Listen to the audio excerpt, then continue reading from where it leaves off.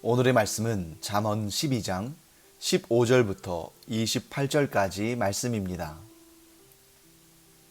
미련한 자는 자기 행위를 바른 줄로 여기나 지혜로운 자는 권고를 듣느니라.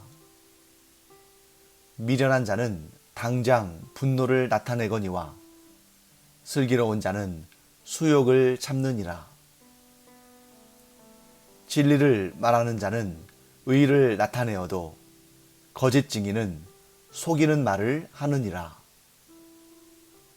칼로 찌름같이 함부로 말하는 자가 있거니와 지혜로운 자의 혀는 양약과 같으니라. 진실한 입술은 영원히 보존되거니와 거짓 혀는 잠시 동안만 있을 뿐이니라.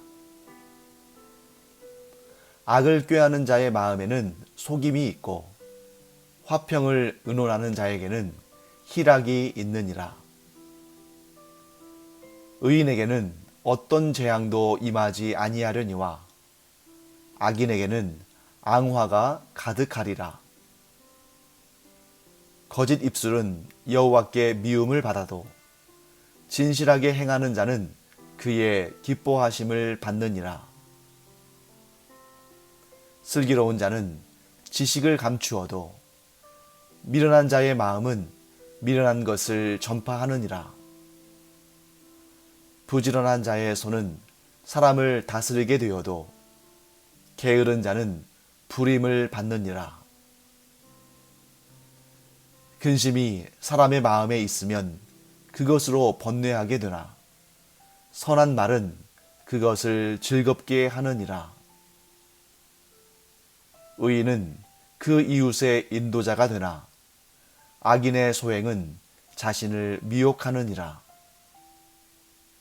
게으른 자는 그 잡을 것도 사냥하지 아니하나니 사람의 부귀는 부지런한 것이니라. 공의로운 길에 생명이 있나니 그 길에는 사망이 없느니라. 네, 오늘 우리가 읽은 본문은 지혜자와 미련한 자 사이에서 우리가 어떤 선택을 할 것인가 하는 것을 우리에게 말씀하고 있습니다. 지금 잠언은 우리에게 양갈래의 길을 보여주고 있죠. 잠언 자체가 기본적으로 그런 구도입니다. 그러니까 억지로 마치 도살장으로 소를 끌고 가듯이 억지로 하는 것이 아니라 우리에게 이 지혜를 가져야 되는 사람들에게 또 미련한 길을 가서는 안 되는 사람들에게 그저 그 길을 보여주시고 들려주시며 그 가운데 우리의 판단을 또 우리의 결정을 우리가 내도록 하시는 것이죠. 그래서 하나님께서는 우리에게 참 은혜를 주시고 복을 주시고 은총을 베푸셨는데 그 중에서 가장 복된 은혜 중에 하나가 바로 이것입니다. 우리에게 선택할 수 있는 권리, 이런 특권을 주셨다. 그래서 보통 생물들은 자신의 본능에 따라 살아가죠. 선택의 여지가 없습니다. 배고프면 먹어야 되고 또 피곤하면 자야 되고 그러한 이 육신의, 즉 육체에 있는 그러한 원리에 따라서 본능에 따라서 이 생물이 가지고 있는 그 기본적인 그러한 질서에 따라서 살아가게 하셨지만 사람은 하나님께서 특별한 존재로 창조하셨기 때문에 선택할 수 있는 권리, 선택하는 특권을 주셨다 하는 것을 우리가 알 수 있습니다. 그래서 오늘 우리는 그 특권을 어느 쪽을 선택하는데 사용할 것인가? 지혜자의 길을 선택할 것인가? 아니면 미련한 자의 길을 선택할 것인가?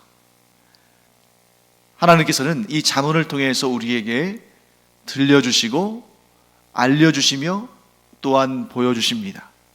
그 각각의 길이 어떠한 특성이 있고 그 길을 걸었을 때에 어떠한 결과를 얻게 될지에 대해서 아주 자세하게, 때로는 심지어 왜 이렇게 계속 반복적으로 말씀하시나? 왜 한 얘기를 또 한 것 같은가? 그렇게 아주 반복적으로 집중적으로 말씀하실 때가 있죠. 왜 그렇습니까? 하나님께서 한 말씀 또 하시고 또 하시고 이미 하셨는데 잊어버리고 또 하시고 하시는 것이 아니라 중요하기 때문에, 우리가 헛된 길이 아니라 생명길을 선택하는 것이 너무나 중요하기 때문에 우리에게 반복적으로 말씀하시는 것입니다. 자, 그래서 오늘 우리가 읽은 본문을 자세히 보시면 계속 반복적으로 계속해서 우리에게 지혜자의 길과 미련한 자의 길을 대조하시면서 말씀하십니다. 그 각각을 우리가 한번 살펴보고 또 그 전체적인 그 의미에서 지혜자의 길과 미련한 자의 길을 좀 비교해 보도록 하겠습니다. 오늘 본문 가운데에서 하나님께서 구분하여 보여주신 그 길, 지혜자의 길과 미련한 자의 길, 자, 어떤 특성이 있는지 한번 살펴보겠습니다. 첫 번째는 자기 행위를 바른 줄로 여기는 자가 있고 권고를 듣는 자가 있습니다.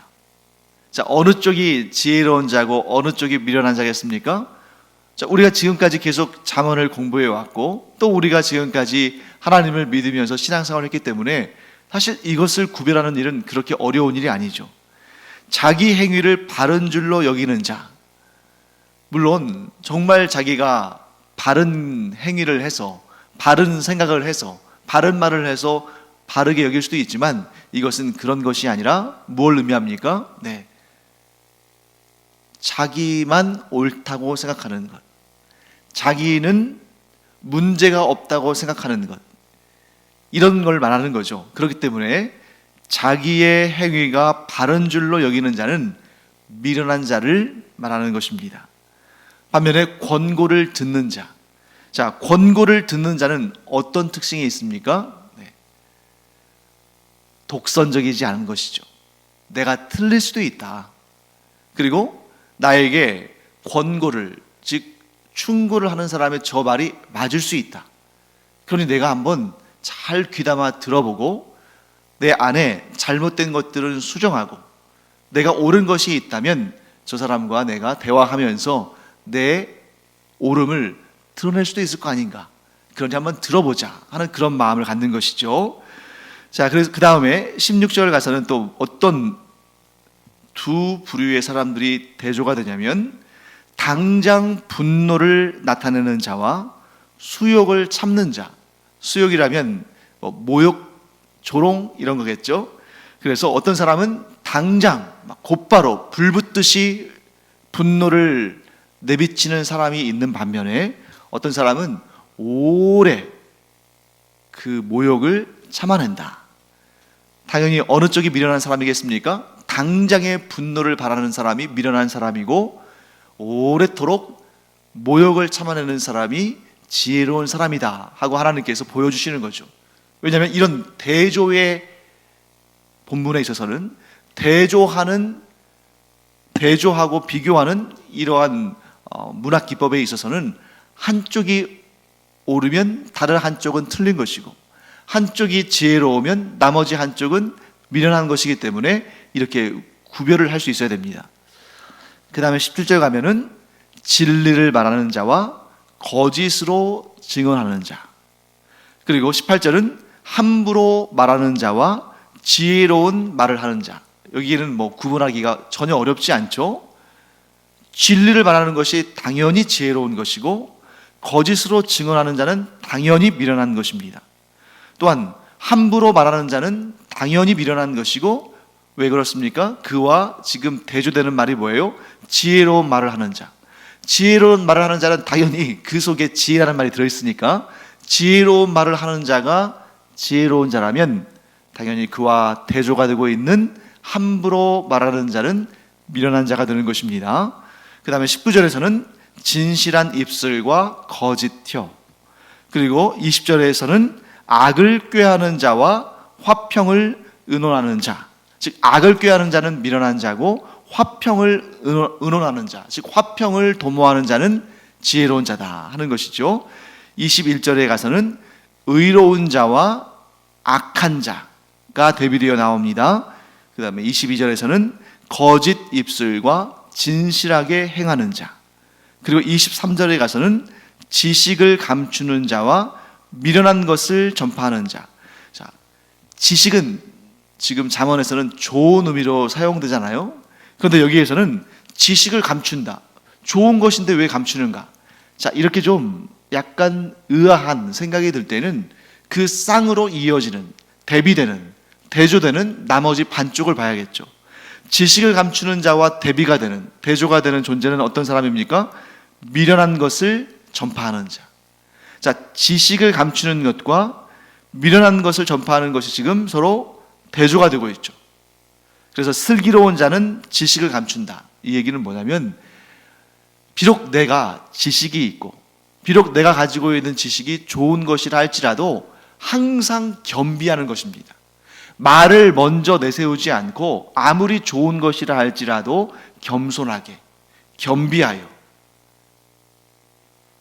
그래서 내가 지니고 있는 말이 좀, 내가 지니고 있는 생각이, 내가 지니고 있는 지식이 좀 숙성되도록, 너무 빨리 말을 함으로 말미암아 실수하거나 또는 어떤 문제를 일으키지 않도록 굉장히 조심하고 겸비하고, 또 내가 내 지식을 자랑하는 것처럼 그렇게 보여서 교만하고 또 이기적인 사람, 자기 자랑하는 사람이 되지 않기 위해서 아주 겸손한 마음으로 이렇게 지식을 함부로 내뱉지 않고 굉장히 주의하는 그런 사람, 이런 사람이 지혜로운 사람이겠죠.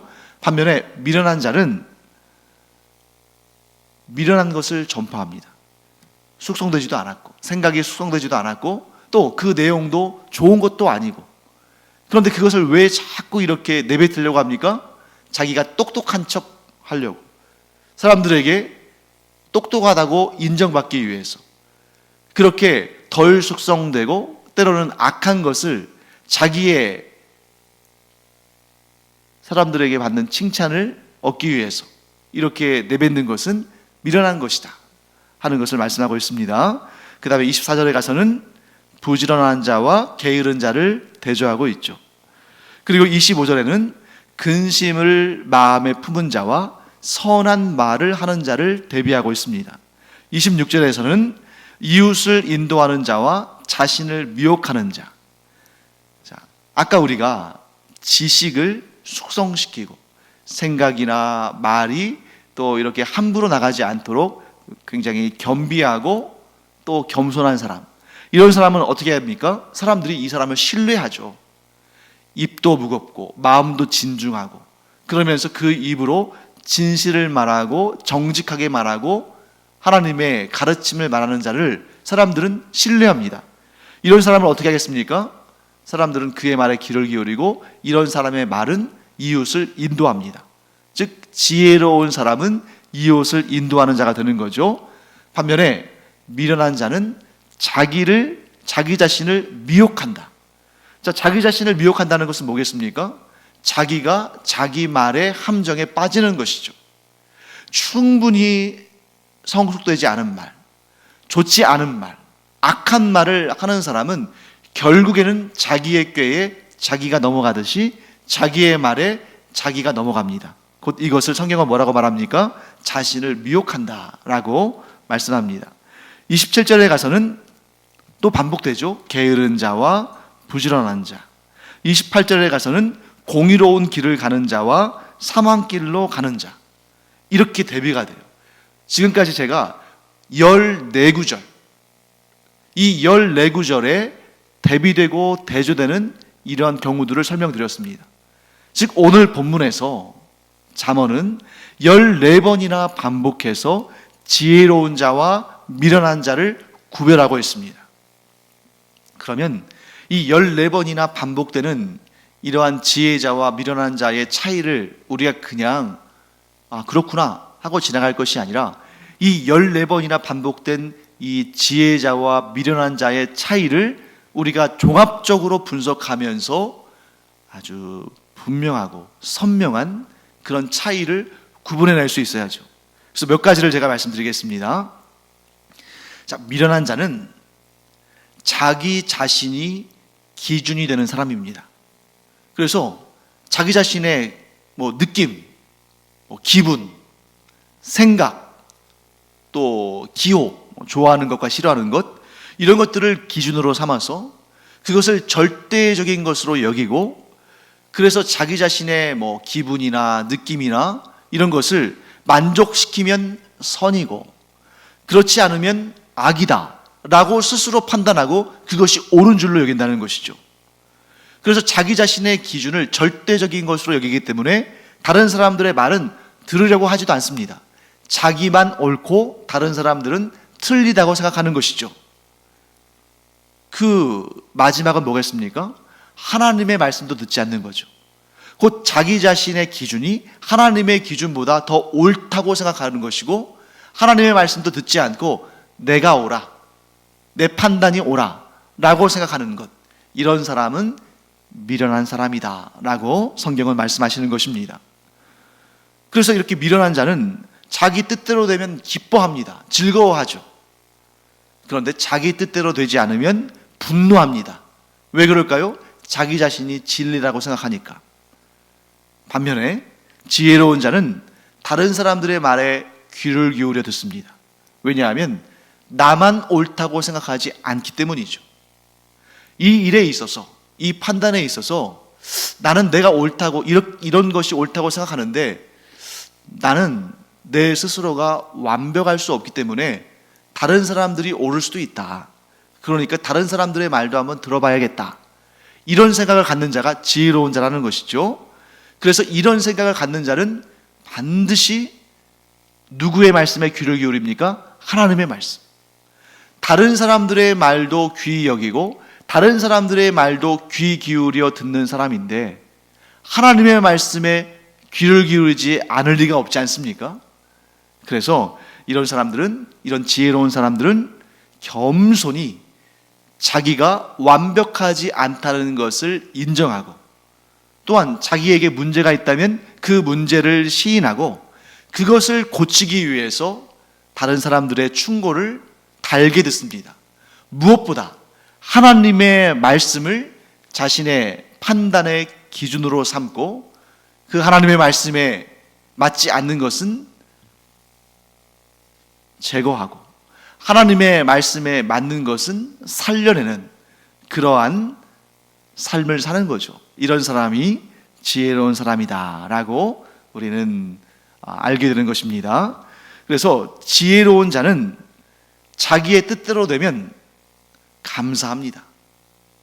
내가 원하고 내가 뜻했던 것, 내가 기도했던 것, 내가 소망했던 것 그대로 이루어지면 감사하죠.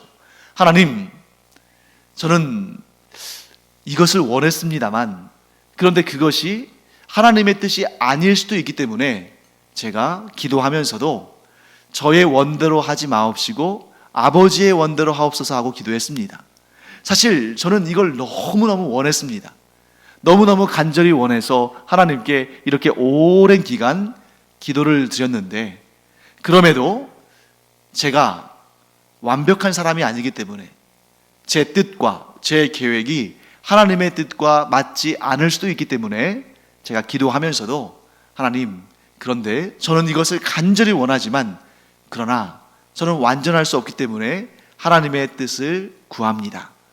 하나님 보시기에 제 기도가, 제 바람이, 제가 원하는 것이 하나님의 뜻에 합당하다면 하나님께서 응답하여 주시고 그렇지 않다면 하나님께서 하나님이 원하시는 뜻을 이루어 주시옵소서.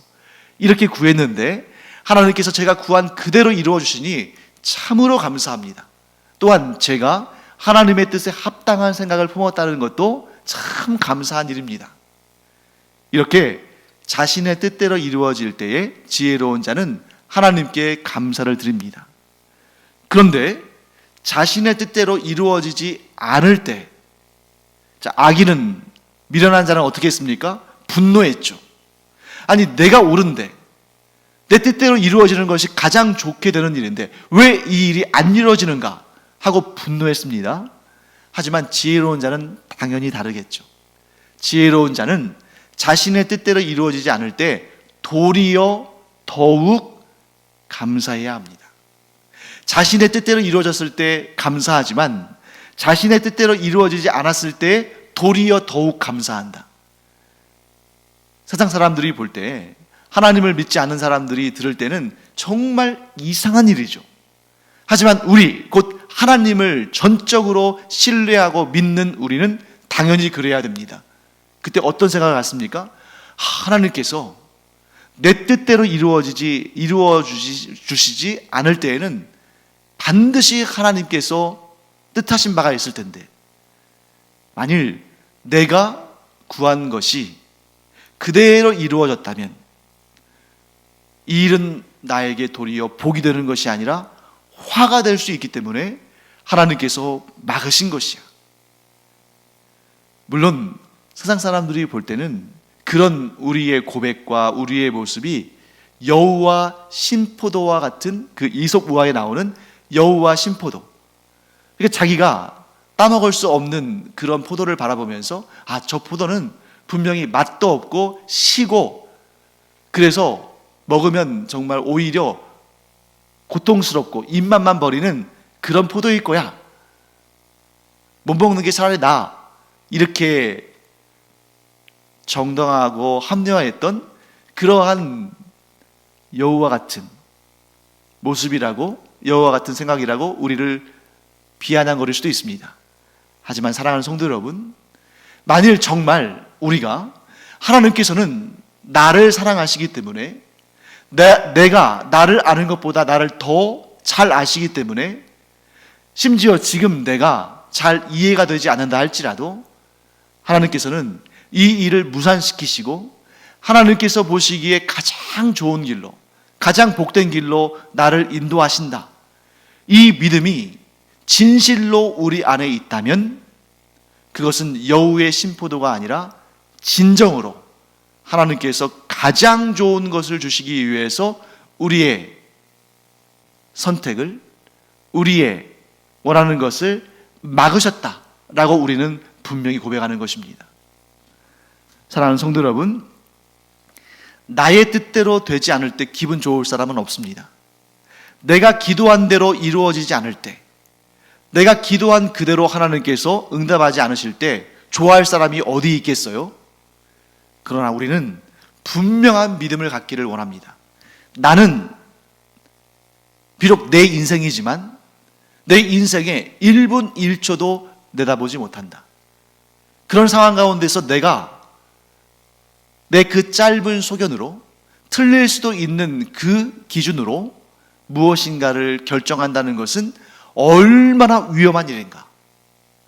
그러나 하나님께서는 나를 너무나 잘 아시고, 내가 나를 아는 것보다 나를 더 잘 아시고, 또한 나의 모든 미래와 내가 처할 환경과 상황과 이 모든 것을 잘 아시는 하나님께서, 다 아시는 하나님께서 나를 사랑하시기 까닭에 지금은 내가 저것이 가장 좋은 것인 줄 알고 구하지만, 그것을 하나님께서 보실 때에 그것이 우리에게 해가 될 때 그것을 막으시고, 해가 되지 않는다 할지라도 그것이 최선이 아닐 때에는 우리에게 가장 좋은 것으로 바꿔주시는 그 하나님, 이 하나님을 믿는 것이 진정한 믿음인 줄 믿습니다. 그렇기 때문에 우리는 무엇인가를 놓고 간절히 기도할 때에도 그것이 내가 기도한 그대로 이루어지면 너무너무 감사한 일이지만, 내가 구한 그대로 이루어지지 않아도 그것은 더욱 감사한 일이다. 왜요?